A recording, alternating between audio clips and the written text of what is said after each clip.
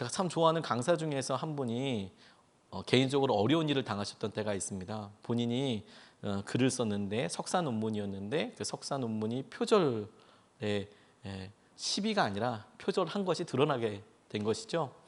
그래서 개인적으로 너무 어려운 시기를 겪게 되었는데 이게 또 언론에 확 보도가 되면서 유명한 만큼 후폭풍이 너무 크게 그분에게 다가오게 됐어요.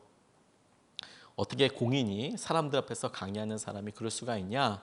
이제 이렇게 이야기를 하면서 이분이 수십 가지 본인을 끈질기게 괴롭히고 있었던 감정들이 갑자기 다 드러나게 되는 거예요. 잘해야겠다. 잘해야 되니까 욕심처럼 아등바등 이렇게 붙잡고 있었던 감정들이 이렇게 틈이 하나 확 보이니까 댐이 무너지듯이 막 우르르르 다 나아져 버린 거죠. 힘들고 어려운 시기들을 겪었답니다. 왜 지금 이런 일이 나한테 왔나 이런 고민도 해보고 도대체 무슨 말을 하고 싶었던 거냐고 이렇게 자기에게 막 이야기해보고 며칠 밤이 잠이 안 오듯이 이렇게 너무 힘들더래요. 근데 뭐 누구 탓을 할 수 있겠습니까? 본인이 잘못하고 실수한 거잖아요. 실수가 아니라 잘못을 한 거잖아요. 처음에는 이렇게 혼자 생각했대요. 내가 운이 없어서가 아니야. 살면서 바쁘다는 핑계로 소홀했던 것들. 네가 운이 없어서 그런 게 아니야. 살면서 바쁘다는 핑계로 소홀했던 것들. 누군가에게 상처를 줬던 말들, 신중하지 못해 생긴 실수 같은 그 모든 것들이 쌓이다 마침내 터져버렸을 뿐이지. 네 자신이 만든 것이니 네가 책임지는 게 당연한 것 아닐까? 이런 결론에 이르게 됐대요. 며칠 동안 정말 힘들고 어렵게 살다가 이거 운이 없는 게 아니고 살면서 바쁘다는 핑계로 소홀했던 것들이 한꺼번에 내게 팡 다가와서 이런 일이 생긴 거야.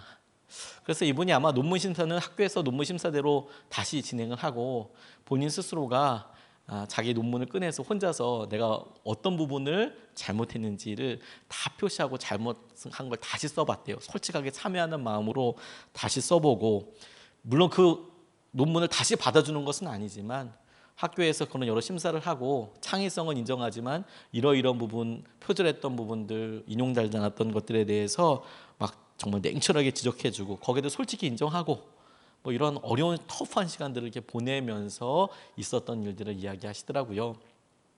저는 이 글 읽으면서 되게 많이 공감했던 게 뭐냐면요. 우리가 어느 순간에 삶에 중요하다, 소중하다고 생각했던 일들을 그냥 후루후룩 이렇게 넘어가다가 어느 순간에 이게 오롯이 다 모여서 한꺼번에 우리에게 확 다가오는 것 같은 느낌이 들 때가 제게는 있었거든요. 왜 이렇게 갑자기 힘들지? 라든가 무엇 때문에 이런 일들을 우리가 만나게 될까? 우선순위나 우리 삶에 거기에 관심이 많이 있지만 시간을 활용하고 그리고 어떻게 주님 뜻대로 갈지에 대해서 묻지만 다 잡아서 제대로 된 결론과 응답을 받지 못하는 경우들이 많이 있거든요. 어려운 일이 있어서 자신의 일을 돌아보게 됐다는 거, 그리고 이게 우리의 현실이고 우리의 그냥 일반적인 일들이 많은 것 같아요. 여러분들은 주위의 사람들 만날 때 오랜만에 혹은 자주 만나는 사람들에도 어떤 인사말을 주로 하십니까?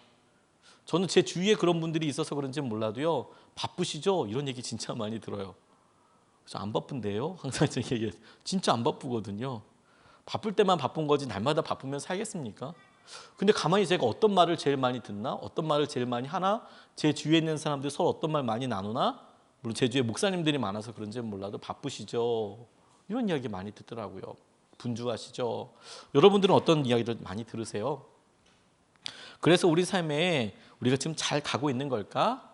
어떻게 하면 될까? 이거에 대해서 첫 번째 질문을 오늘 좀 길게 읽었지만 모세에게 있었던 하나님의 도우심, 잡게는 그 이드로라는 장인을 통해서 들었던 하나님의 지혜의 어떤 조언, 그걸 통해서 하나님께서 우리에게 주장하시는 것들에 대해서 우리 같이 좀 보고 싶어요. 내용은 되게 심플하지만 이 내용에 대한 의미를 다시 한번 물어보고 싶습니다.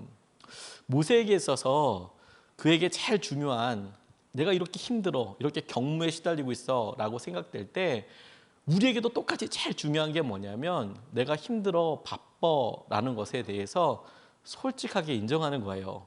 그럼 우리는 그냥 쿨하게 나 바빠요, 힘들어요 이런 게 아니라 우리 우리 자신만 알고 있는 그런 일들에 대해서 우리가 용기를 내서 힘있게 고백해 보아야 한다는 겁니다.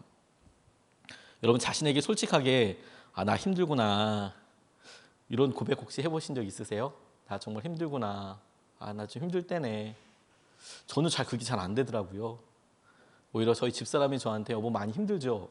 이런 이야기를 좀 해주는 편인데 제가 저 스스로에게 저는 저 스스로 많이 좀 이렇게 닦아 세우는 편이거든요. 조금만 늦잠 자도 막 너무 하루 종일 몸이 괴롭고 마음이 너무 힘들어요.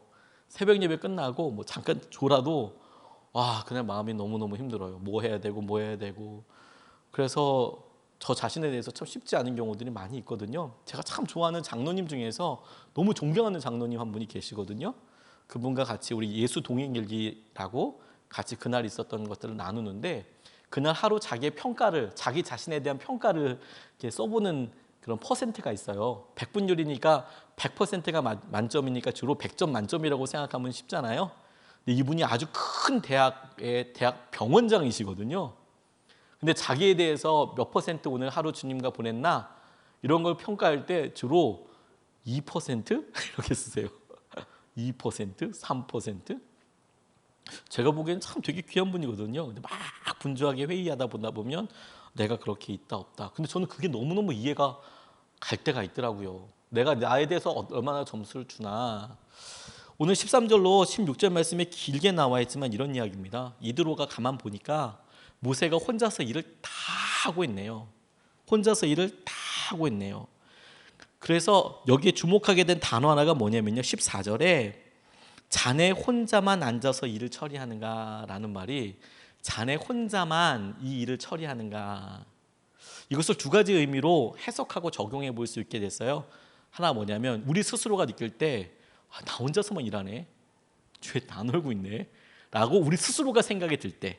또 하나 주위에 있는 사람들이 다 이렇게 볼 때 너 왜 너 혼자서만 일하냐 라는 이야기를 들을 때 사실 우리 스스로가 정말 힘들어 내가 지금 쉼이 필요해 라고 잘 이야기하지 못하는 사람들에게 자네 혼자만 일하고 있어 라는 평가가 우리 스스로건 다른 사람이건 이런 말이 들려왔을 때 이 말씀이 나를 향한 말씀이구나 라고 조금 더 심각하게 질문해 보아야 한다고 생각이 들었어요. 대부분 우리가 여러분 가면을 쓰고 있어서 우리에게 어떤 일들이 있는지 잘 몰라요. 제가 최근에 목회 성공은 없다라는 책을 읽었는데 너무 감명 깊게 읽었습니다. 목회를 할 때 목사님들이 어떤 실패를 많이 하나, 특별히 개인적인 실패를 어떤 것들을 많이 하나 이런 내용이 있거든요. 그런데 거기에 목사뿐만이 아니라 믿는 사람들이 흔하게 쓸 수 있는 가면들에 대해서 나와 있어요. 이 가면이란 뭐냐면 심리학이나 상담에서는 페르소나 이렇게 person이라는 단어가 나와 있는 것처럼 내가 또 다른 인격으로 사는 거예요. 원래 내가 아닌 또 다른 인격으로 이렇게 확 사는 거죠. 그렇게 우리가 쉽게 쓸 수 있는 가면들 몇 가지를 소개해 보면 이런 게 있어요. 나는 강한 사람이다라는 가면. 나는 강한 사람이다. 사람들에게 그렇게 난 센 척하는 거죠. 또 하나 나는 신학 교육을 받았다. 혹은 나는 어떤 직분이 있다라는 가면. 난 힘들고 어렵지만 나는 이런 공부를 했고 나는 과거에 이런 일을 했었기 때문에 괜찮아. 또는 나는 영적으로 성숙하다라는 가면. 사실 저 이거 읽고 되게 많이 놀랐어요. 나는 영적으로 성숙하다라는 가면이 있대요. 이 목사님이 쓰신 거 보니까. 이 설명을 제가 그대로 한번 읽어보면 예수님이 내 편이시기 때문에 나는 어떤 상황도 처리할 수 있다. 이런 생각은 큰 압박을 일으킬 수 있다. 이 가면을 쓴 사람은 완벽해지고 줄곧 더 열심히 하려는 끝없는 종교적 올무에 매인다. 이렇게 쓰여 있는 거예요. 사실 저 이런 고민 되게 많이 했거든요. 나 예수님 때문에 예수님이면 충분해. 근데 마치 제 마음속에 깊이 그러면서도 그래 내 안에 연약함이 있지만 내가 믿음의 고백대로 이렇게 밀고 나가야 돼. 이렇게 저를 체감할 때도 있거든요. 그래서 믿음으로 잘 통과되는 부분도 많이 있어요. 항상 그렇다는 건 아닙니다. 근데 어떨 때는 이게 아주 편하게 넘어가지 않고 덜컥 걸릴 때가 있더라고요. 마치 내 모습이 아닌 것처럼. 아마 이분은 그런 걸 이게 영적 진리로서 아니다라고 이야기한 게 아니라 어느 순간에 그것마저도 우리에게 이게 내 모습이 아니다라고 생각될 때가 있지 않나. 또 나는 상처 입지 않았다라는 가면. 나는 항상 행복하고 괜찮아. 사람들이 어떤 힘들지 않나? 이렇게 얘기해도 이분이 이런 부분에 있어서 아주 기가 막히게 묘사를 해놓으셨어요. 하나님의 은혜면 충분하니까 나는 괜찮아. 이렇게 표현한다는 거예요. 그게 가면일 수 있다라고 이야기를 하더라고요. 저 되게 많이 놀랐어요. 주일 아침 많은 교인들이 어떻게 지내세요? 라고 물으면 좋아요, 괜찮아요. 저 이런 분들 정말 많이 봤거든요.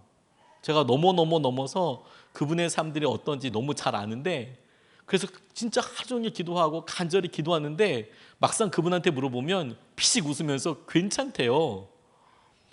아니, 본인의 심정을 얘기해야지 같이 기도할게요, 어떻게 이렇게 얘기할 수 있는데, 진짜 괜찮으세요? 괜찮아요 목사님, 괜찮아요. 진짜 괜찮으세요? 괜찮아요 그러시는 거예요.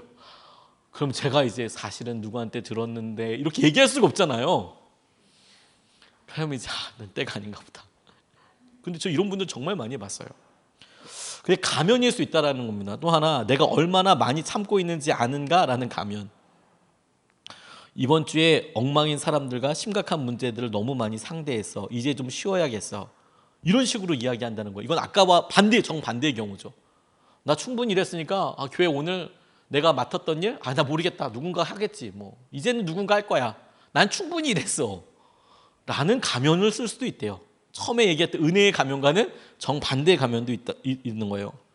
난 다른 사람들과 같을 뿐이다. 라는 가면도 있다는 거예요. 뭐냐면 목회자나 혹은 집사님이나 권사님이나 이런 사람들이 나도 연약한 사람이잖아. 그래서 유혹이 있을 때 이럴 때 나 다른 사람들이랑 똑같아. 사실은 그렇게 강하지 않아. 그리고 아무것도 아닌 것처럼 거기에 싹 가 있는 그런 가면도 있답니다. 그리고 나는 몹시 바쁘다라는 가면도 있다는 거예요. 스스로 쓰는 거예요. 그래서 정말 그러고 싶지만 지금 해야 할 일이 너무 많아. 그래서 이 분주함 때문에 관계적 정서적 거리를 유지하기 위해서 뭔가를 해야 되는데 안 하는 거예요. 고기 뒤에 싹 숨어 있는 거예요. 그리고 분주하면 자기 모습을 감춰질 거라고 생각하거든요. 또 하나, 내가 씨름하고 있는 죄는 그리 심각하지 않아 라는 가면도 있고, 나는 정말 취약한 사람이야 라고 거꾸로 된 가면을 쓰기도 하고, 이런 가면들이 우리에게 있는 게 뭐냐면, 내가 정말 내 자신을 보고 모세에게 이드로가 와서, 장인이 와서 이야기하듯이 너 지금 쉬어야 돼. 너 혼자만 일하고 있어. 네 모습이 진짜 이래라고 이야기했을 때 우리 스스로가 내가 정말 그래 라고 그것을 받아들이거나 이렇게 하지 않고 온통 그런 가면들을 쓰고 나는 괜찮다라고 이야기하는 것이죠. 사람들 사이에 그럴 수 있지만 진짜 문제는 뭐냐면 하나님 사이에 그런 일들이 있을 경우에 이게 회복되지 않는 어떤 영적인 감각들을 자꾸 무너뜨리는 거예요. 여러분, 사람들이 친밀해질 때도 그러지 않습니까? 정말 친해질 때 이 사람이 솔직하게 감정을 얘기해줘야, 나 이러면 아파요, 나 이러면 싫어요 라고 얘기해줘야 싫구나, 아프구나 이렇게 생각을 하는데, 계속 웃으면서 괜찮고 넘어가다가 어느 날 갑자기 활화산처럼 폭발하는 거예요. 팡! 그러면 그걸 당하는 사람은 종잡을 수가 없잖아요. 왜 그러지? 뭘 실수한 거지? 나는 그런 게 싫어요, 어려워요 라고 표현을 정확하게 했던 사람들이라면 이 일이 싫구나, 어렵구나, 내가 이걸 안 하면 되겠구나, 고치는구나 그렇게 이야기할 수 있는데, 자기 스스로 자기에게 그게 아픈 건지 어떤 건지 잘 모르도록 끊임없이 가면들을 써요. 모세에게 이드로가 너 혼자만 일하고 있잖아 라고 이야기할 때 모세가 여기서 결단하고 나올 수 있는 굉장히 놀라운 첫걸음이 뭐였냐면, 실제로 그걸 그대로 인정했어요. 맞나? 도움이 필요해. 나 혼자만 있는 건 아닌 것 같아. 근데 이 본문 말씀에서 또 하나 제가 집중하게 된 게 뭐냐면, 우리가 나 아니면 안 된다는 생각을 버리고 내 주위에 있는 다른 사람들도 힘들다는 사실을 떠올릴 필요가 있겠다는 생각을 했어요. 17절 18절 말씀에요. 모세의 장인이 그에게 말하였다. 자네가 하는 일이 그리 좋지는 않네. 이렇게 하다가는 자네뿐만 아니라 자네와 함께 있는 이 백성도 아주 지치고 말 걸세. 이 일이 자네에게는 너무 힘겨운 일이어서 자네 혼자서는 할 수 없네. 이렇게 나와 있는 부분에서 일이 많아요. 일이 많아서 당신은 자네 혼자서는 할 수 없네. 이건 쉽게 수긍이 가거든요. 그런데 뭐라고 이야기하냐면, 이렇게 하다가는 자네뿐만 아니라 자네와 함께 있는 이 백성도 아주 지치고 말 걸세. 이렇게 이야기하는 거예요. 모세가 자기 일에 힘들고 어려운 것을 쉽게 인정할 수 있고 또 그것에 대해서 어떤 마음을 받아들였는지는 잘 모르겠지만 오늘 본문에서 드러나는 것을 보면 이드로가 보기에 모세 참 힘드네. 근데 모세를 만나려고 하는 주위 사람들도 힘드네. 이걸 주목하고 있다는 거예요. 근데 여러분 우리 스스로가 이렇게 바쁘고 힘들 때 사람들의 말이 도저히 들리지 않을 때를 가만 생각해 보면 온통 나만 힘들다고 생각하잖아요. 근데 사실 우리랑 함께하는, 함께 일하는, 함께 동력하는 사람도 힘들어요. 남편이 바쁘고 분주하죠? 그러면 남편은 자기만 바쁘다고 생각해요. 아내는 죽을 맛입니다. 그냥 거의 뭐. 아내는 너무 힘들어요. 말도 못하고. 아내가 막 여러 일들로 바쁘고 분주해요. 그런데 남편이 전혀 몰라주는 것 같아요. 물론 내용을 모를 수는 있습니다. 그런데 남편도 기분이 행복하고 기쁘진 않아요. 죽을 맛이죠. 뭐 같이 가는 거니까. 주위 사람들이 늘 그러니까 힘드니까. 그래서 우리의 마음을 열고 듣는 데 있어서 다른 사람들도 힘들다라고 이야기하는 게 굉장히 제게 중요한 의미로 묵상해야 될 말씀이라고 생각하게 됐습니다. 시드니 맥콜리라는 분이 이렇게 말했어요. 너무 바쁘면 하나님, 삶의 의미, 삶 자체를 놓치기 쉽다. 이 세대는 1년 365일 쉴 새 없이 돌아가는 사회 속에서 살고 있다. 과도한 스케줄과 과중한 업무로 청년들은 잠시 엉덩이를 붙일 틈도 없이 발에 불이 나도록 뛰어다닌다. 하지만 삶의 속도보다 방향이 중요하다. 그러므로 지금 자신의 시간을 잡아먹는 일들의 가치를 꼼꼼히 따져봐야 한다. 전 세계 15세에서 88세의 크리스천을 조사한 결과 10명 중에 4명이 자주 혹은 항상 바쁘다고 했다. 그리고 10명 중 약 6명이 자주 혹은 항상 바빠서 하나님과의 관계를 유지하기 어렵다고 했다. 그러니까 거의 대부분이 바빠서 하나님과의 관계를 유지하기 어렵다고 하더라. 바쁜 게 우리 삶에 우리 자신만 어렵고 힘들게 하는 게 아니라 내 주위에 있는 사람들 그리고 내가 마땅히 관계를 가져야 될 사람들에 대해서도 영향력을 서로 주고 있어요. 하나님께서 하실 여러 일들에 대해서요. 제가 바쁘고 분주할 때 누가 제일 힘들까? 물론 제 옆에 제일 가까이 있는 저희 집사람이 제일 힘들고 애를 많이 써주죠. 막 노심초사하고 있는 것을 집사람들이 바로 옆에서 잘 보니까. 근데 저는 한 번도 하나님께서 힘드실 거라고 생각 별로 안 해봤거든요. 하나님께서 우리의 마음을 독려하시고 이끄실 때, 하나님께서 우리의 삶을 붙잡고 함께하고 계실 때, 마태복음 11장 28절로 30절 말씀에 보면 수고하고 무거운 짐진 자들아 다 내게로 오라. 그렇게 말씀하시면서 나는 오냐고 나는 와서 내 짐을 같이 지고 배워라라고 이렇게 이야기하시는 아주 유명한 말씀이 있습니다. 그런데 이때 나의 멍에를 베고 내게 와서 배우라라고 말씀하실 때 예수님께서 말씀하신 그 멍에는 이스라엘의 전통적인 방식에 따라 그 멍에가 1인용이 아니었어요. 우리나라는 사람들 우리 시골에서 쓰는 멍에를 보면 1인용이 아니군요. 1우용. 뭐라고 얘기할지 모르겠습니다. 한 마리 소가 이끌거든요. 한 마리 소가. 그런데 이스라엘은 엘리사가 부르심 받는 장면을 봐도 알 수 있듯이 결이라는 그런 단위가 있었어요. 그러니까 2마리 소가 하나의 쟁기를 끌었어요. 그게 기본 단위였어요. 기본 단위. 그러니까 2마리 소가 하나의 쟁기를 끄는 거예요. 우리나라면 소 한 마리가 쟁기 하나를 끄는데 이스라엘은 2마리 소가 하나의 쟁기를 끌었어요.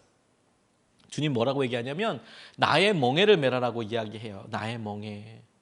근데 이 나의 멍에를 여러 가지 해석을 할 수 있지만 어느 날 제가 말씀을 보는데 이렇게 제게 깨달으시더라고요. 나의 멍에라는 것이 주인의 입장에서 소에게 준 이런 나의 멍에가 아니라 이미 그 멍에를 메고 있는 소의 입장에서의 나의 멍에. 주님께서 직접 짐을 지신다면 내가 지고 있는 이 멍에를 너도 같이 져라 이렇게 이야기하는 말씀이구나라고 제 머릿속에 상상이 되더라고요. 내게로 와서 나의 멍에를 메고 나한테 배워라. 나는 온유하다 이렇게 이야기하실 때에 나의 멍에는 주님께서 우리에게 멍에를 주시고 너 혼자 메라가 아니라 주님이 함께 지고 있는 이미 지고 계신 그 짐을 멍에를 너 나랑 둘이서 같이 끌자라는 거잖아요. 2인 삼각경기 해보셨죠? 2사람이 열심히 가잖아요. 한 사람의 열심이 꼭 도움이 되는 게 아닙니다. 한 사람의 열심이 또 다른 사람에게는 고통과 아주 창피함을 유발할 수 있어요. 넘어지고 그리고 속도도 안 나고 힘들죠. 딱딱 맞지 않으니까. 한 사람이 열심히 한다고 되는 문제가 아니잖아요. 똑같습니다.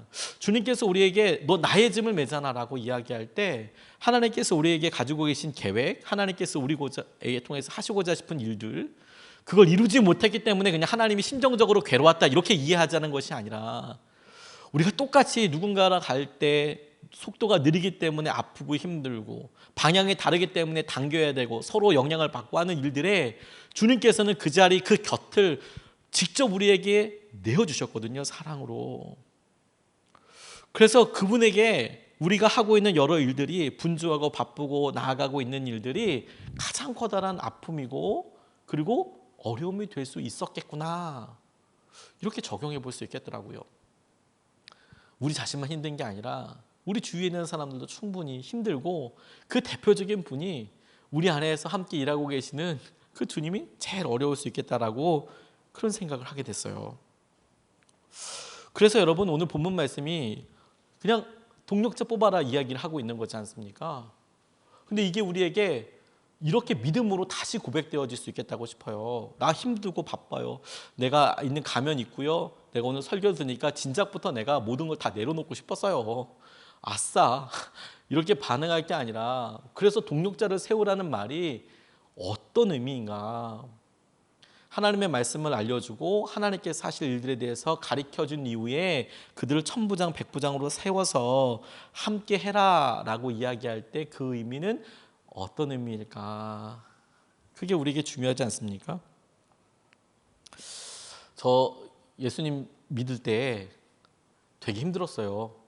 그러니까 어렸을 때부터 교회도 열심히 다니고, 심지어 교회에서 그냥 뭐 저희 사택이, 아버지 사택이랑 좀 이상하고, 교회 사택이 교회 안에 있었기 때문에 교회 안에서 자랐거든요, 어렸을 때부터.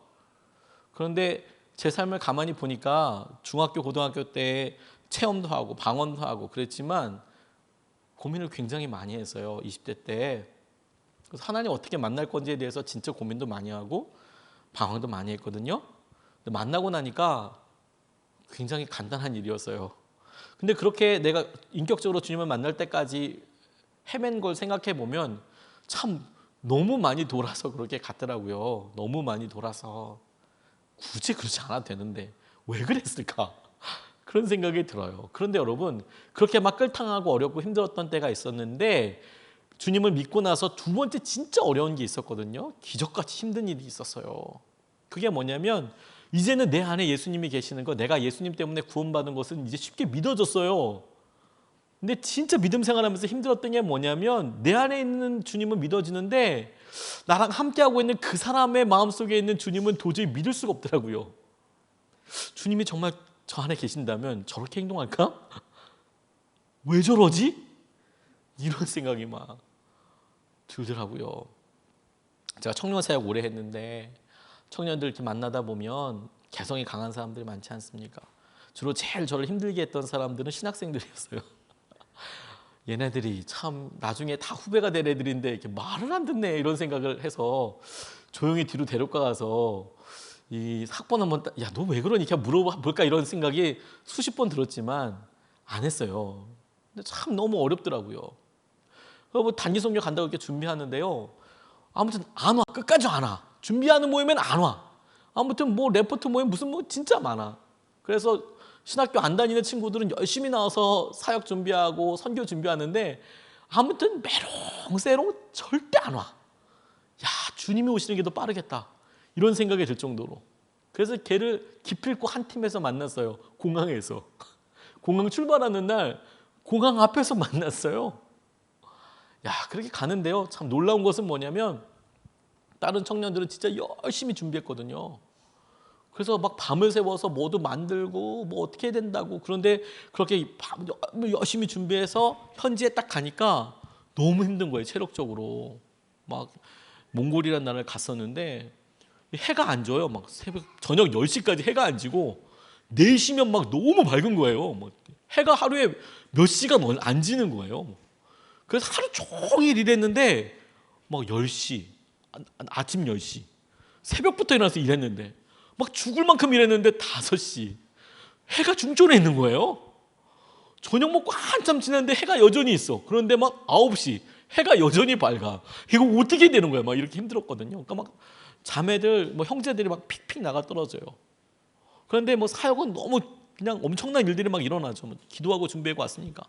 근데 막상 마지막에 이제 사역 나눔을 하잖아요. 오늘 어땠는지, 주님께서 어떻게 역사하셨는지. 그러면 놀랍게도 그렇게 기도를 열심히 하고 준비를 많이 해간 애들은 막 몸이 아파가지고 뭐 뭘 나누는지조차도 몰라요.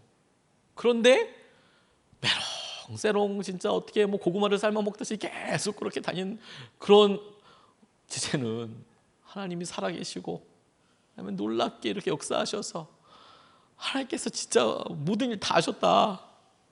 진짜 하나님 다 하셨다. 넌 안 하고 진짜 하나님 다 하신 거다 진짜. 이렇게 얘기해주고 싶지만 참 진짜 막 그런데 그 안에 주님이 계시다는 거를 좀 쉽지 않더라고요. 막.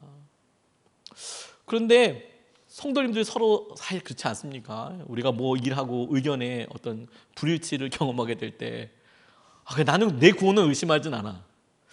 근데 저분 진짜 어떻게 되나 진짜. 이런 고민을 웃으시는 분들은 한 번 해보신 것 같아요. 사실 다른 사람 안에 하나님 있는 거 진짜 쉽지 않거든요. 우리가 다른 사람들 위임하고 세울 때 제일 무서운 영적인 벽 한 가지가 뭔지 아십니까? 내가 그 사람을 세우지 못하고 내가 주님 안에서 동력하지 못하는 이유 중에서 오늘 저와 여러분들이 붙잡고 싶은 중요한 진리 한 가지는 뭐냐면요, 하나님이 그 사람에게 일하실 것을 못 믿는 거예요. 하나님께서 내게 역사하셨듯 하나님께서 그 사람에게 주인이 되시고 하나님께서 그 사람을 붙잡아 주실 것을 못 믿는 거예요. 못 믿는 거. 그래서 자기 혼자 일을 다 하려고 해요. 다 하려고 해요. 그러니까 자기만 힘든 게 아니라 주위 사람들 다 힘들게 한다니까요. 동력을 못해. 아무튼 자기가 다 끌어와. 그래 자기 또 속이 또 시원해. 근데 또 실제로 그런 분들이 일도 잘해요. 대부분. 그래서 또 일은 당분간 좀 되는 것 같아. 근데 여러분 그렇게 일이 잘 되는 것보다 자기의 입술과 말로 까먹는 게 5만 배 더 많아. 그래서 다 깨지고 막 다 어렵게 막게 돼요. 그래서 조직이 커지진 않아. 뭐 조직을 키우려고 하는 것은 아니지만.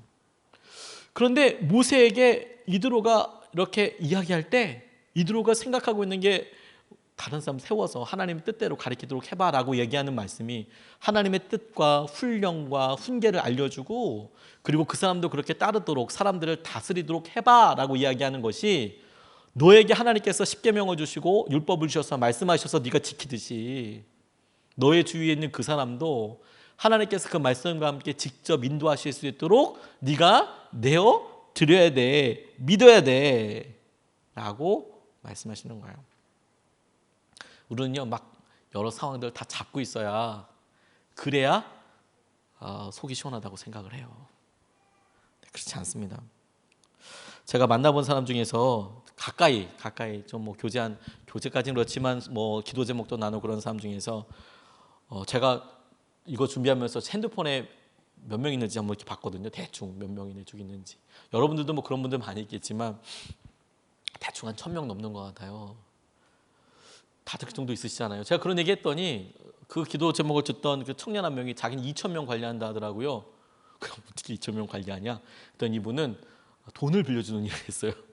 그래서 2명의 알바생을 써서 뭐 계속 문자 보내면서 그 2,000명을 그렇게 관리한다 하더라고요. 야, 그것도 일이다.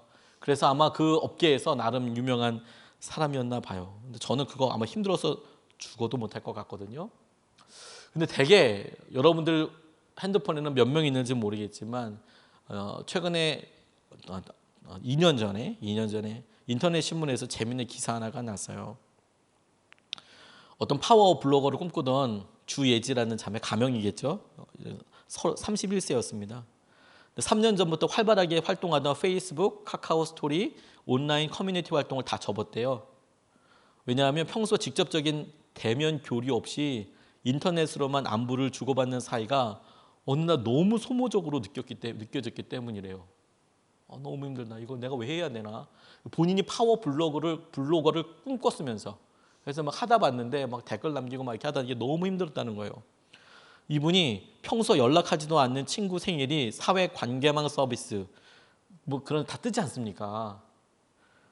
그 뜰 때마다 축하를 해줘야 되나 마나 이게 고민이 됐대요. 그래서 모든 인터넷 커뮤니티 활동을 중단했더니 자연스레 인간관계도 좀 이렇게 다 정리가 되더래요. 그렇게 좀 이분은 좀 독하게 정리하신 것 같아요. 그래서 그렇게 다 정리하고 나니까 예전에는 친구가 많은 게 좋아서 막 패친도 막 하고 그래서 많이 했는데 자연스럽게 지인만 챙기다 보니까 가족 15명을 포함해서 핸드폰에 46명의 연락처만 남더래요. 46명. 와, 이거 극단적인 미니멀리즘인 것 같아요. 46명. 어떻게 하면 46명까지 할까? 이런 생각이 들 정도로. 또 대학 시절에 인맥왕이라고 자부했던 오모 씨 38살 이분은 모처럼 생긴 여유에 친구를 불러서 이렇게 하는데 휴대폰에 저장된 962명의 연락처 중에서 연락이 끊긴 지인이 절반 이상을 차지했다는 것을 어느 날 이렇게 발견하게 됐대요. 쭉 보다 보니까 거의 1000명 가까이 있는데 한 500명은 연락을 해도 이상하고 아예 모른다라고 이야기할 만큼 근래 뭐 연락할 생각 아무도 없던 거예요. 그래서 이분도 사회생활에 집중하다 보니 자연스레 주변 사람들에게 소홀해졌다. 이 기회에 연락을 안 하는 친구들 삭제하니 스마트폰에 저장된 친구 지인은 정말 몇 안 남았다. 가볍고 넓은 인맥이 무슨 소용이 있나. 그래서 이 기사의 메인 제목이 뭐였냐면 인맥 거지였어요. 인맥 거지. 거지 그냥 우리 그 국어라는 거지 있잖아요. 인맥 거지. 일부러 그렇게 안 하는 거예요. 일부러 그렇게 안 하는 거.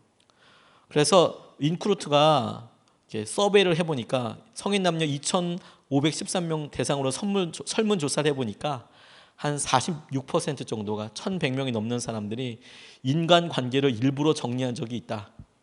또 생각은 했으나 실행으로 옮기지 못했다는 답변도 18%. 다시 말해서 인간관계 정리를 추구하는 비율이 64%나 달할 정도로 그렇게 사람들이 많이 있더라는 거죠. 제가 이 이야기를 이 설교의 마지막쯤에 우리가 같이 나눈 것이 무엇이냐면 여러분 다 만나지 않고도 삽니다. 다 만나지 않고 삽니다. 네. 다 챙겨도 여러분 그 사람들 여러분 우리 다 챙겨주는 거 아닙니다. 다 만나지 않는 사람도 많습니다. 저 같은 경우에는 전화 걸려면 누군지 알려고 전화번호를 남겨놔요. 그래야지 어느 분인지 알고 실수를 하지 않잖아요. 오랜만에 전화 오는 분들도 그러잖아요. 가끔 뭐 유목사님한테 전화 올 때도 있고 그런데 누구세요? 이렇게 할 수는 없잖아요. 그래서 전화하고 될 테니까요. 아둥바둥 사람에 의해서 끌려가는 것이 아니고요. 그 사람도 우리가 얼마든지 정리할 수 있습니다. 믿음이 아니어도 사회 사람들도 얼마든지 정리합니다. 진짜 관계, 진짜 사람들 추구해야 되잖아요. 그 중심이 뭐냐면 하나님이 그 사람을 이끄신다는 것을 내가 믿는다라는 거예요. 하나님이 그 사람을 다스리실 것을 내가 믿는다. 그 사람을 믿는다는 게 아니고 하나님이 그 사람을 이끄실 것을 내가 믿는다라는 거예요. 근데 그렇게 적용하고 나니까요. 주님께서 우리에게 부탁하신 제자 훈련, 제자를 세워라라는 명령과 똑같아요. 너희는 가서 모든 사람에게 가서 세례를 베풀고 이 모든 것들을 가르쳐서 지키게 하라 이렇게 말씀하시잖아요. 모르는 것처럼 생각하지 마시고 마태복음 28장 19절에서 20절까지 말씀이 있잖아요.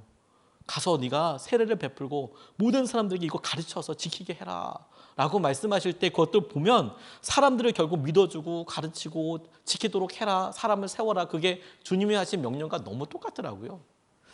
모세에게 있어서 자기의 삶을 힘들고 어렵게 하는 데 있어서 우선순위를 정할 때 딱 하나 붙잡으라고 이야기한다면 너 다른 사람에게 하나님께서 일하실 것을 신뢰해라.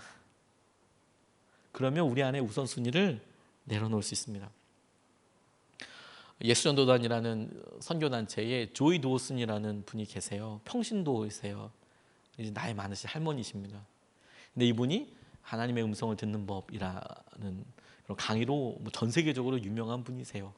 예수전도단이 처음 생길 때 초창기 멤버이기도 하신데 우리가 어떻게 하나님의 뜻대로 말씀을 통해서 하나님의 뜻을 우리가 분별할 수 있느냐. 막 신비적인 이런 게 아니고 막 갑자기 어느 순간에 뭐 기룡아 이렇게 얘기해 주실 수도 있지만 저도 그렇게 하실 수 있다는 것을 믿고 있습니다만 대부분 그렇게 말씀하시긴다기보다는 우리가 말씀을 보고 또 하나님께서 주신 여러 사람들과 만나고 또 큐티를 하고 또 기도하는 가운데 확신과 또 말씀을 생각나게 하셔서 다양하게 우리를 인도하시잖아요. 근데 그런 강의를 하시는 이 분이 어느 날 집회를 하셨답니다. 이 조이 도우슨이라는 분이 돌아가려고 하는데 수요일에 갈지 금요일에 갈지 기도했대요. 돌아가면 되는데 이 부분이 좀 다른 것 같아요. 저 같으면 빨리 가야지 집에 이렇게 생각할 텐데 이분은 수요일에 갈 수도 있고 금요일 날에 갈 수도 있고 왜냐면 비행기표 때문에 유럽에서 미국으로 돌아가는데 수요일 날 갈까 금요일 날 갈까 그런데 오픈 티켓을 끊고 갔나 봐요. 기도하다가 주님께서 금요일 날 가라는 마음을 뜬금없이 주시는 것 같더라는 거예요. 왜 금요일 날 갈까? 뭐 근데 그게 크게 본인 일정에 문제가 없어서 금요일 날 가기로 해서 오케이 가겠다고 그냥 비행기를 금요일 날 이렇게 한 거죠. 고민을 하다가 그런데 뜬금없이 어떤 사람에게 메일이 왔답니다. 신학생인데 나 이제 다 그만두고 이제 못하겠다. 나 만나줄 수 있냐? 이런 메일이 뚝 갑자기 왔대요. 수요일 날 당황스럽죠. 그러니까 본인이 만약에 수요일 날 타고 갔으면 이분 못 만났을 텐데 연락을 받아서 목요일 날 만나기로 했대요. 목요일 날 만나서 그 형제를 만났는데 키가 크고 머리가 막 폭탄 맞은 것처럼 막 이렇게 이러고 막 이런 큰 남자가 이렇게 나왔더랍니다. 젊은 대학생이 그 형제에게 계속 주의 종으로 살아라. 진심으로 조언해주고 네가 왜 그런 모든 일을 다 그만두려고 하느냐. 하나님께서 이렇게 인도해 주시고 이렇게 많은 것들을 만져주시고 힘내라. 그렇게 이야기하면서 진로를 간절히 이렇게 같이 기도해 주니까 이 형제가 진로를 정하게 됐대요. 나도 이 길 가야겠다. 그래서 세워서 만났던 사람이 플로이드 맥클랑이라는 사람이었답니다. 그 다음 예수전도단을 이끌어가는 굉장히 유명한 목사님 중에 한 분이에요. 우리가 무언가를 하고 맡긴다는 것은요, 그 사람에게 일하실 하나님의 그 깜짝 놀랄 하나님의 계획을 믿는 거예요. 이건 우리에게 뭐 어마무시한 믿음을 바라는 게 아닙니다. 그냥 쉽게 생각해서 주님이 나를 변화시키셨으면 쟤도 변화시킬 것이다. 이걸 믿는 거예요. 어렵지 않아요. 하나님이 나 같은 사람을 변화시켜 주셨으면 그러면 그 사람도 변화시킬 거야.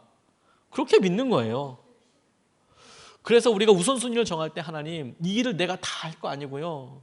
하나님께서 준비하신 그 일을 이루시기 위해서 하나님 내 주위에 있는 사람들을 변화시킬 것을 믿고 내가 나아가게 해 주십시오.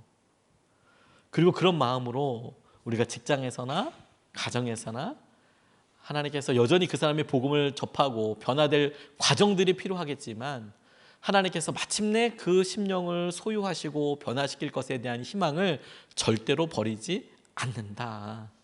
그래서 그 주님을 믿고 따라가자. 하나님께서 오늘 우리의 방향을 주님이 이끌어 가시는 사랑하시는 사람들을 향하여 그렇게 눈뜨게 해주시기를 주님의 이름으로 도전합니다. 말씀 붙잡고 같이 좀 기도하겠습니다. 우리가 지금 힘들다고만 기도 많이 하지 않습니까? 하나님 힘듭니다.